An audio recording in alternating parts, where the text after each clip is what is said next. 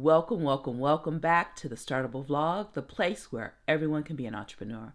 I'm Nicole Dickens, the founder of Zoetica, where we help people start, launch, and scale their ideas for maximum impact. The Startable community is all about igniting the entrepreneurial spirit by creating opportunities for those who are at the early stages of entrepreneurship to discover, then launch their ideas into the world, and it is free to join. Now, we're continuing the series of uncovering the truth about what I call the cult of wealth, a system of popularly held beliefs around wealth in this country that are mythical, which is a nice way of saying lies. Now, I'd like to talk about the next myth. Anyone can make it in America. I feel another lie from underneath hell, too.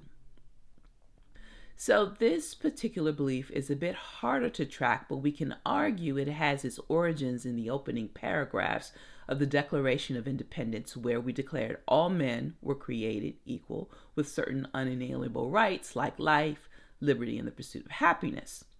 Now, this lofty attempt at a verbal leveling of the playing field we know is still an ideal towards which America is leaning, but in its 245 years has yet to fully reach.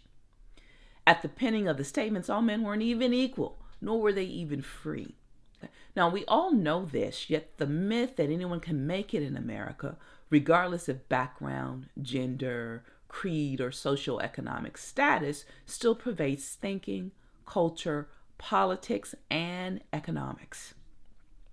And the myth is used to control access to resources, relationships, and opportunities because if you fail to make it, quote unquote, the assumption is it's your own fault.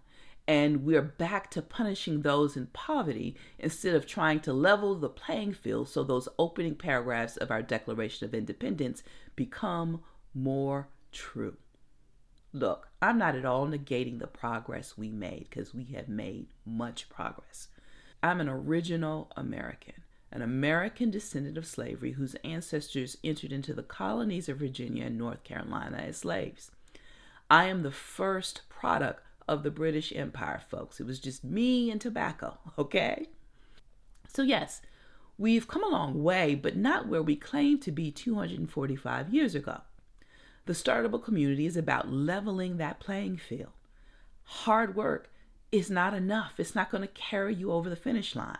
Most Americans are hardworking, but have seen an alarming decrease in wealth as we've watched the price of things necessary to live, like food, housing, and transportation, skyrocket exponentially just over the last 3 decades.